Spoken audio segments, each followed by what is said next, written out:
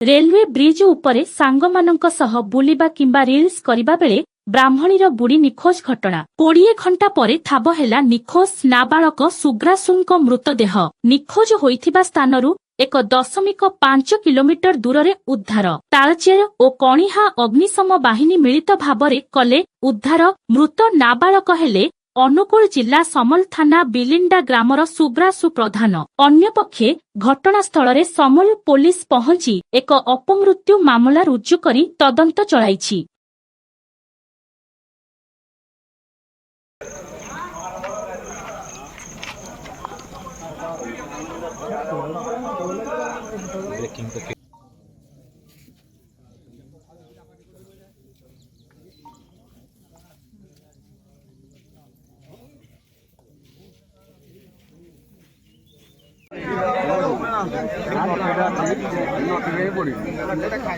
total